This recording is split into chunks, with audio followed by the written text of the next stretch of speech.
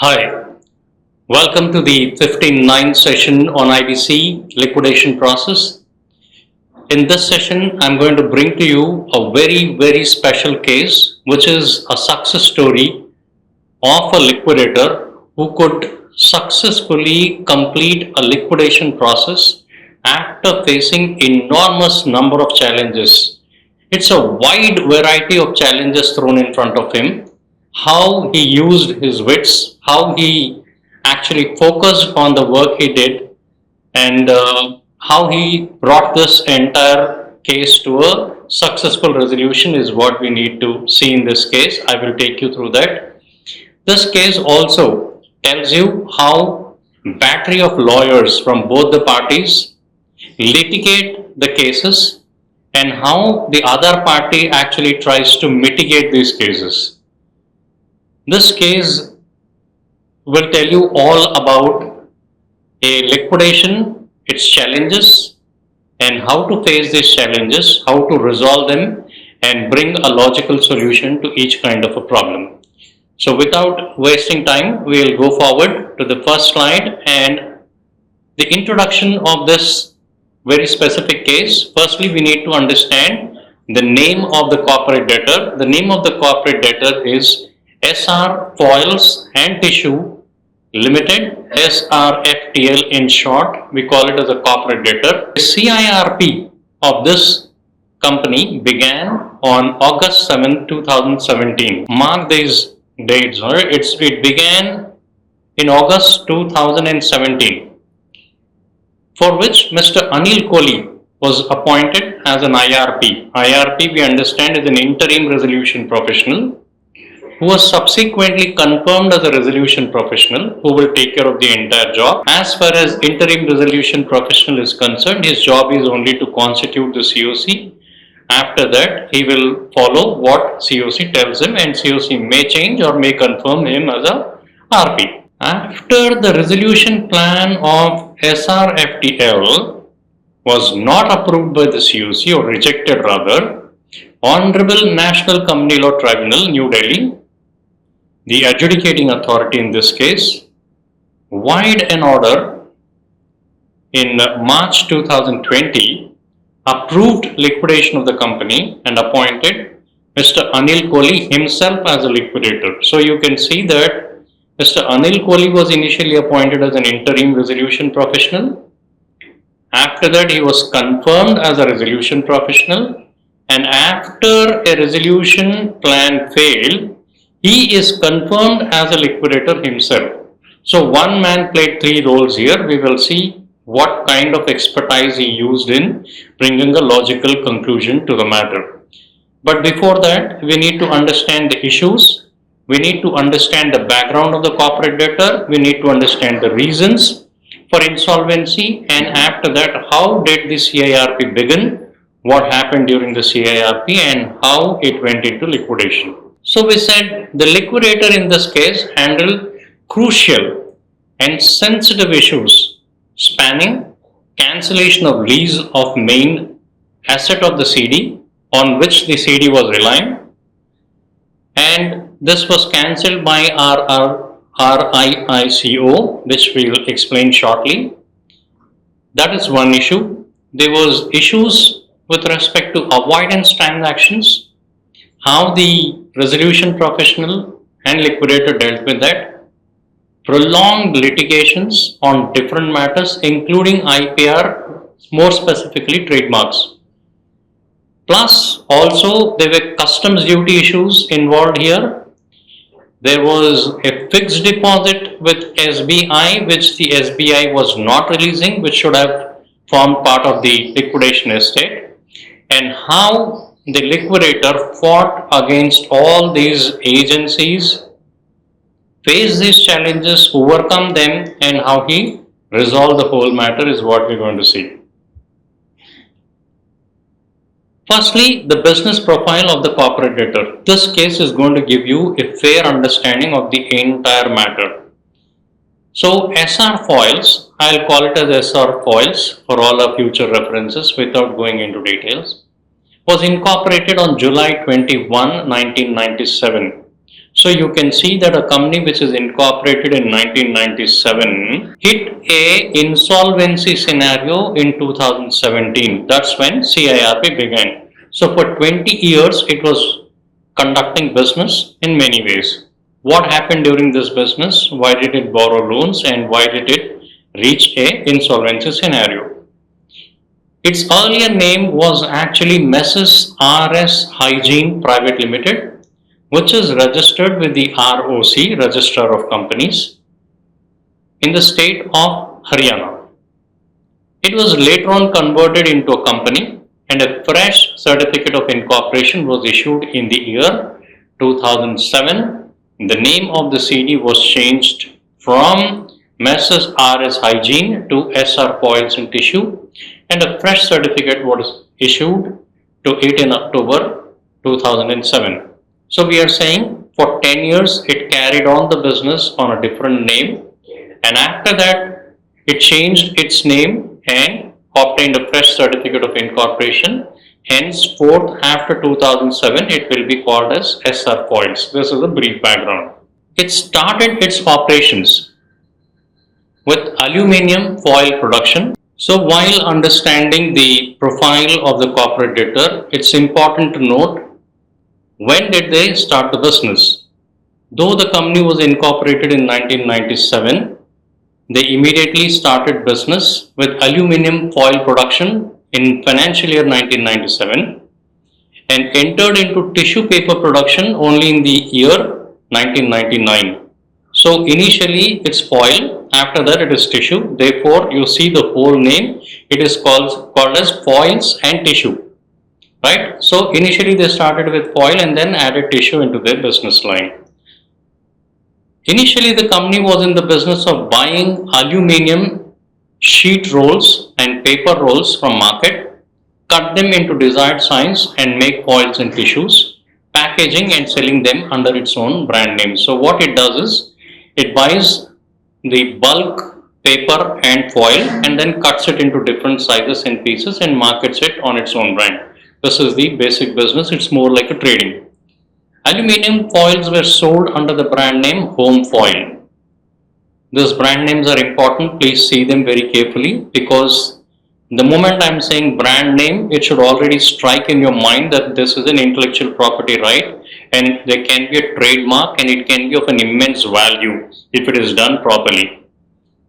So the brand name was Home Foil, while tissues were sold under the brand name of Mystic. Later, the company ventured into manufacturing of actually plastic food wrap under brand name Clean Wrap. So we have seen already 3 trademarks now, or 3 brand names.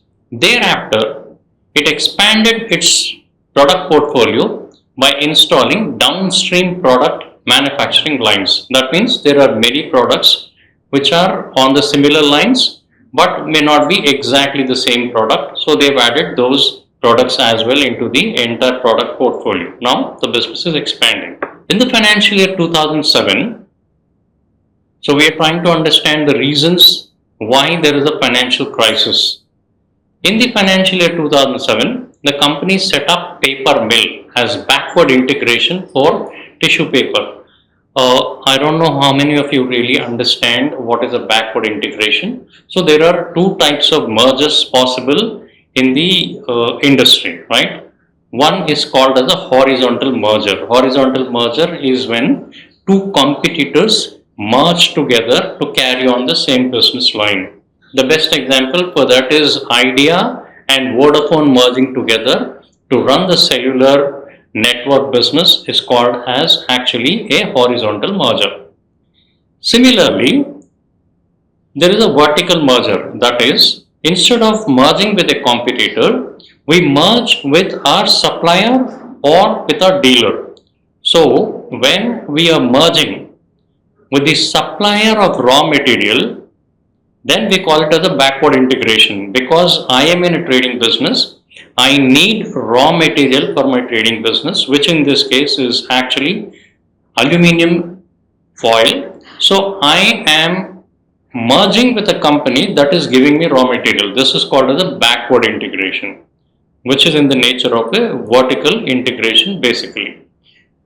So with the help of this, they started also manufacturing aluminum foil instead of buying and selling.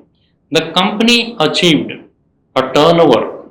Now look at this unbelievable numbers, right? Company achieved a turnover which peaked to rupees 603 crores in the financial year 2012 and 13. During the same period, FY 12-13, the working capital limits of the company were enhanced to 381 crore, because to achieve that kind of a turnover, you need large amount of working capitals with you, and the bankers have enhanced the limits, and currently in 2012-13, they were operating with a working capital limit of 381 crore, keeping in view the challenges being faced by the company. Now we are trying to understand, when everything was going well from 2007 to 2012-13, what was the major setback? The major setback occurred now. The major setback for the company came in the form of an unhealthy competition from domestic players and foreign players. We need to understand this. Every product in our country will face competition from the domestic parties who are similar manufacturers in our own country, and also we face competition from our neighboring countries or from foreign countries which actually export goods into our country. We import them, and then these goods become competition to our own products here. So that's how competition works. Now, as far as the setback that we are talking about is caused by the domestic competitors who have actually adopted some strategies, tactics which are absolutely unhealthy. Let's see what they've done. They have started offering higher discounts to get better customers. They started giving higher margins to the dealers. They started offering attractive incentive schemes. Now, when one of your competitors indulges in this kind of a practice, you are forced to also indulge in similar practice, otherwise you will be thrown out of competition. Now the point is, do you have enough financial background? Do you have sufficient margins with you for you to offer this kind of a discount? The moment you struggle to get better margins, the moment you struggle to get finances into your company, these schemes, these discounts are going to be killer for you, and they will entirely change your business structure. This is exactly what happened to this company, which is SR Foils and Tissues. The industry was already facing competition. Now you can understand, if somebody is facing competition from Chinese imports, and then major setback for the company came in form of unhealthy competition from the domestic players. So after understanding what happened with the cutthroat strategies of the domestic players, we also need to understand what was happening from international competition perspective. So the industry was already facing competition from Chinese imports, and then major setback for the company came in the form of an unhealthy competition from the domestic players, who bid to gain better market share, started offering higher discounts, and so many things happened at the same point of time. Also, there were fluctuations in raw material prices. So nobody can adopt a clear-cut strategy. Nobody can have a clear-cut financial plan as to what kind of working capital do you need when the raw material prices are fluctuating enormously. At the same time, you also do not have control on your selling price, because the competitors are offering products at a substantial discount. So this is going to play havoc in any domestic manufacturer's life, and that is exactly what happened to SR Foils and Tissues. The company also tried to counter that by following the same strategy.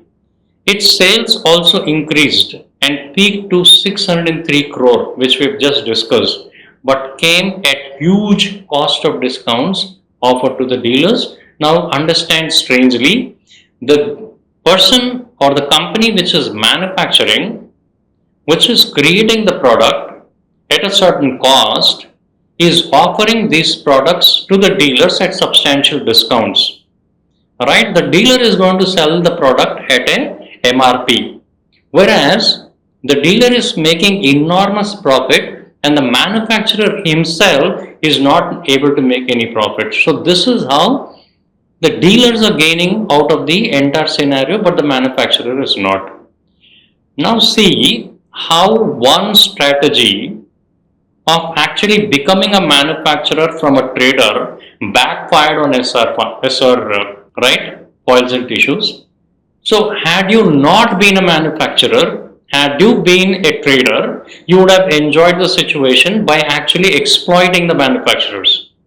Unfortunately, now you have become the manufacturer and you have been exploited by all the dealers who are making enormous profits and manufacturer is suffering.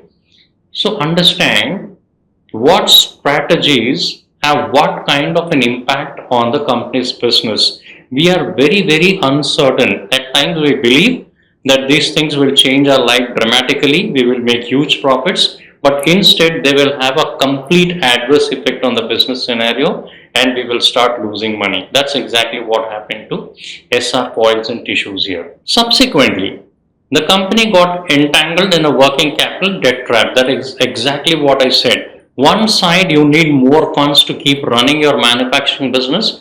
Other side your funds do not come back to the company in the form of a revenue. So you are borrowing more and your revenue is slowly coming down. So debt is increasing substantially, revenue is not able to service the debt and therefore you will be caught in a trap. One day you will end up being insolvent. That is exactly what happened here. The company got entangled in the working capital debt trap. As per the financial information filed with the Ministry of Corporate Affairs, the revenues of the company fell sharply from 2013-14. See, it clocked highest turnover of 603 crores in 12-13. Immediately the next financial year, it saw fall in its own turnover and the company clocked heavy loss same year. These financial setbacks sharply eroded its net worth and company's account became NPA in the lenders during this period. Now the lenders, after having tried several measures to recover the amount, finally had no other choice but to actually initiate a case of insolvency against the company under the IBC. I hope you have now lot more clarity on what actually causes insolvency and what will push the lenders to resorting an application under IBC. Otherwise, the lenders would not have thought of this. But because they waited for a long period of time, they saw no other choice but to go to IBC. They did that as a final resort. Now, once it went into IBC, what happened from there and what kind of challenges they faced is what we are trying to understand. The CIRP of this company was initiated on August 7, 2017 as told you before, and the RP was appointed. At that time, what were the total amount of claims? Let's see what happened to the claims. The financial creditors made a total claim of, okay. So let's see what was the scenario of the claims after admission of the CIRP case. If you see, the financial creditors claimed 704 crores, right? 46 lakhs 79,253. This is a massive number by financial creditors. Now, in addition to that, we have statutory dues which are 230 crores 83 lakhs and odd figures. Then we have operational creditors who are asking for 28 crores 43 lakhs odd figure, and lastly we have employees who have 32 lakhs pending to them, and therefore the total debt appeared somewhere near 1000 crores, I will say 940 crores approximately. So maybe as the claims keep on increasing, it will swell to about 1000 crore. Now the question is, do you think 1000 crore debt liability on the head is a light scenario or is it a very, very bad scenario? This is going to be a very, very bad scenario, and there's going to be enormous pressure on the resolution professional to resolve the matter and maximize the returns to the lenders as well as various stakeholders concerned. So let's see what happened from here on. So as we saw 2013-14, the profits sank and then the company hit heavy losses during that year. After that 15-16 it somehow scraped through, but in financial year 2016 and 17 the company closed down its operations completely. The advertisements inviting expression of interest for the CD were published 4 times, but no avail. You need to understand this. When we are consecutively publishing to resolve the matter, I mean, we are making public announcements, we are giving list of assets which are being sold, nobody is willing to buy. Why? There are two ways to look at it. Number one, the list of assets which are, to be sold may not be worthwhile for anybody, or two, they are overpriced and therefore we are not willing to buy them. And the third and the most important strategy of the buyers would be that they want to wait, because right now when you're making a first offer of sale, you always will have highest expectation and you will think that I'm going to get the best price. But once it fails, second time it fails, 3-4 times when it fails, you become desperate. Then what you do is you start reducing the prices of the assets, and that's exactly what the buyers want. The moment you give deep discounts and slash these prices, the buyers will now come forward to buy the asset. Until then, they play the game of waiting. That's exactly what had happened. The resolution professional further approached and scouted for prospective investors to submit their expression of interest. However, despite the best efforts, only one compliant resolution plan was received. What do I mean by compliant?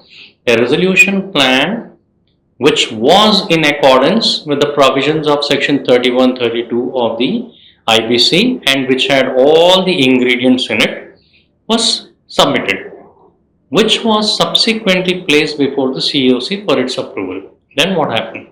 The plan envisaged payment of only 32 crores for the financial creditors. You saw what was the amount of claims made. They claimed something like about 700 crores approximately. Against that kind of a claim, we only have 32 crores of a payment plan from the resolution applicant. Now, do you think as a lender you would be happy to approve this plan? Pursuant to which the COC resolved not to take that plan and completely liquidate the company.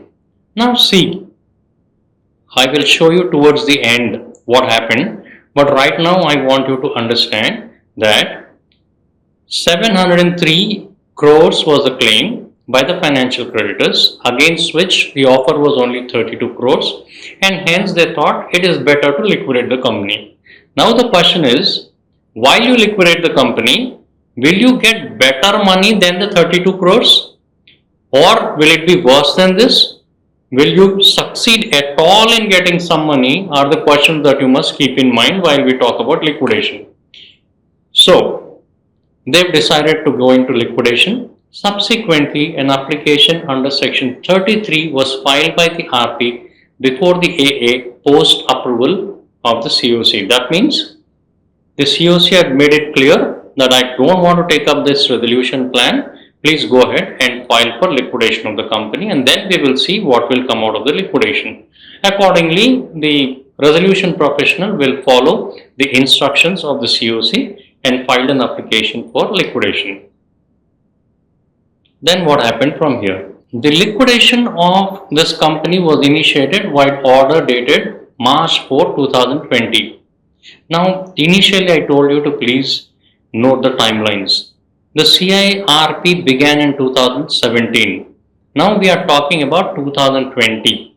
How many years have passed from CIRP to liquidation stage? At least 3 good years have passed from the CIRP to the liquidation stage.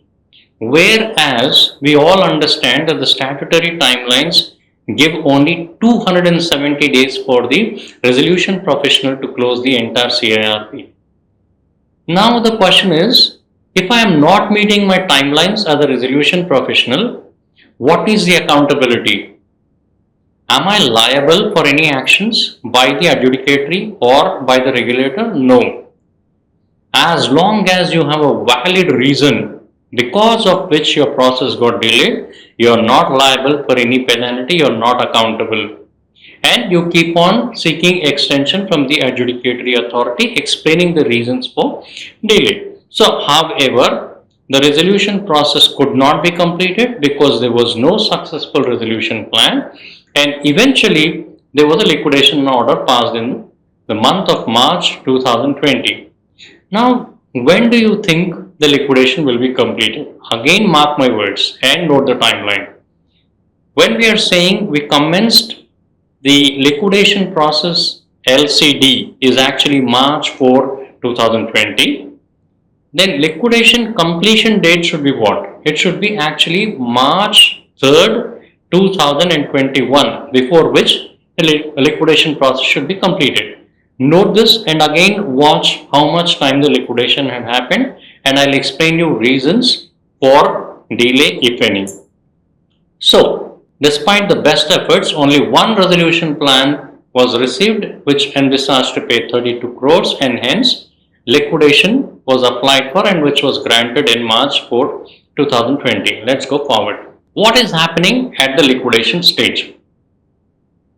At the liquidation stage, there were the following claims.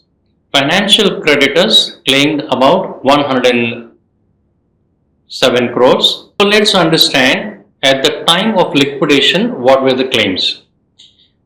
We have earlier seen that the financial creditors claim was around 703 crores.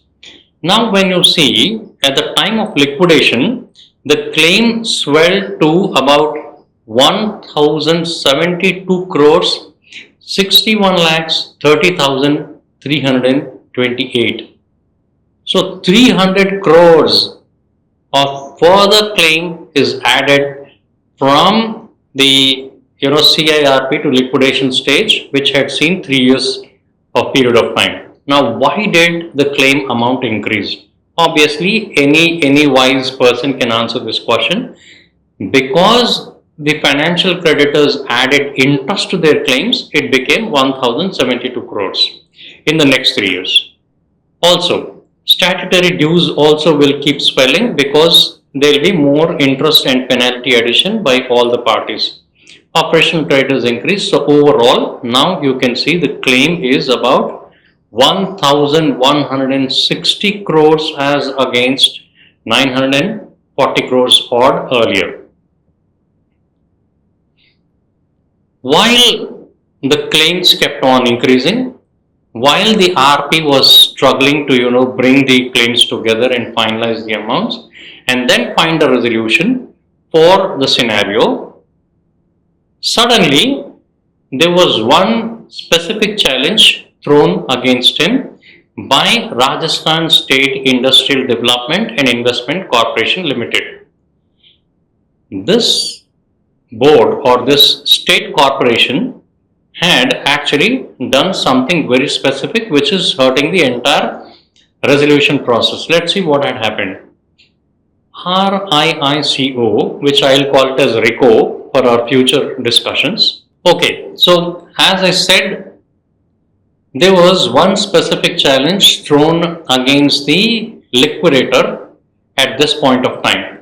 So what had happened was, a Rajasthan State Industrial Development and Investment Corporation Limited had cancelled a particular lease and put the liquidator resolution professional under a serious trouble and hampered the entire resolution process. What happened there?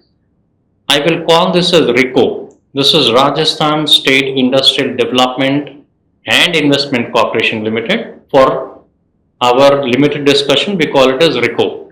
RICO had allotted plot of about 17,132 meters and plot number which is measuring about 20,485 meters. So I will say roughly both these together were about 38,000 square meters at an industrial area called as Sotanala near Tehsil, Beror district, Alwar, Rajasthan.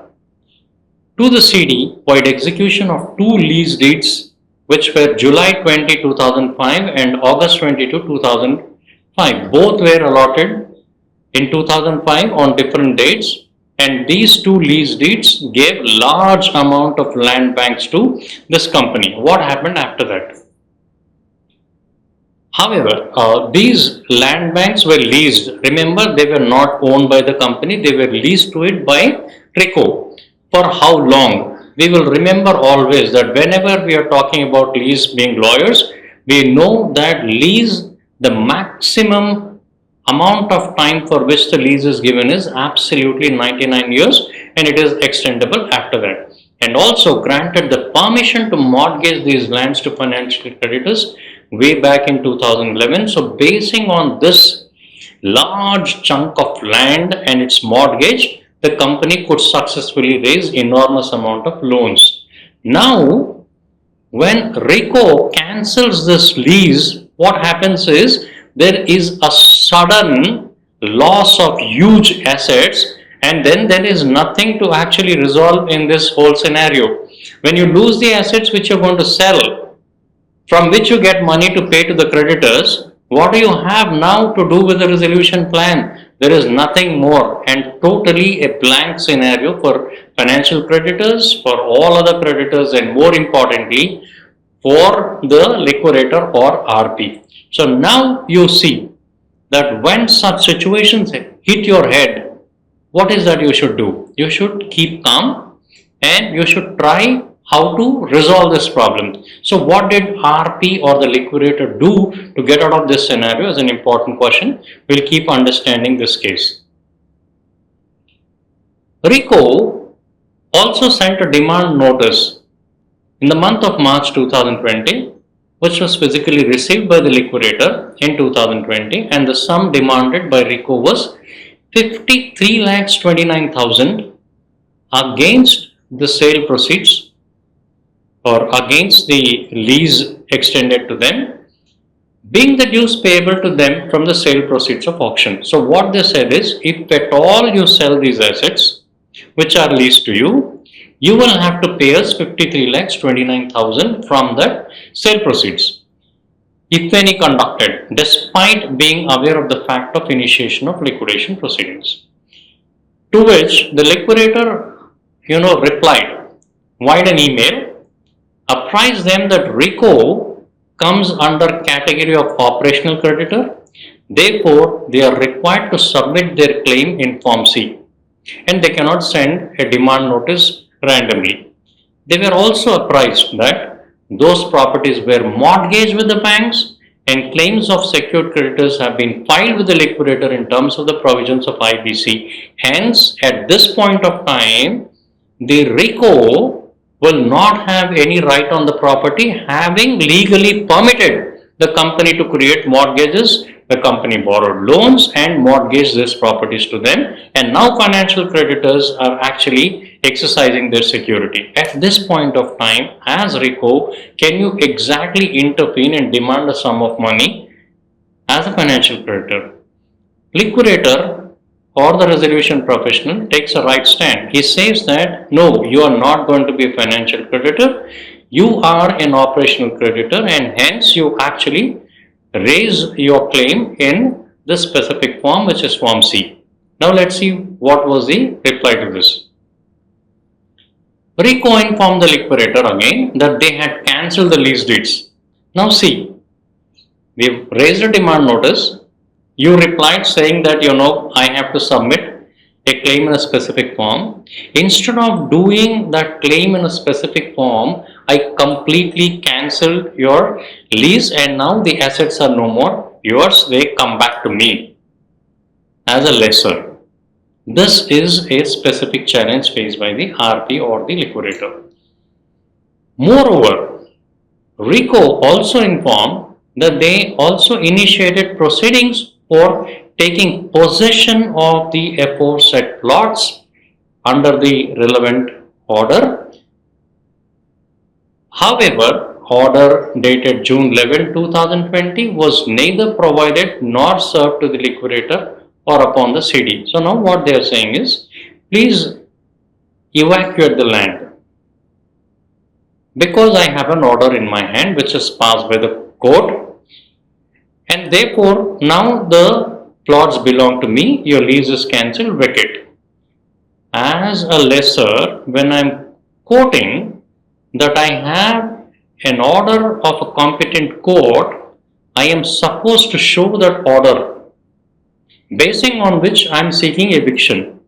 Now RICO failed to produce any order of the court, though it stated that it has an order in hand. Now let's see what happened after this. RICO, being aware of the liquidation proceedings initiated against the CD, wide order dated March 4, 2020, acted in complete disregard of the direction passed by the adjudicating authority. Now what we are saying is, as an adjudicating authority, an order was passed against RICO not to take back the lands while the liquidation proceedings were on. And you know, while the liquidation proceedings are on, there is a moratorium period. There cannot be any more actions against the estate of the liquidation. Now, when RICO had done this, it was, understood as a complete disregard of the direction passed by the adjudicatory authority. It is worthwhile to mention now that RICO informed the liquidator about the cancellation of the allotment of the land without even giving a copy of the order or serving a show cause notice to the resolution professional during the CIRP. So, there were two stages. One was CIRP, now is liquidation. They had served a demand notice to the resolution professional during the CIRP, but now cancellation happened during the process of liquidation. Right?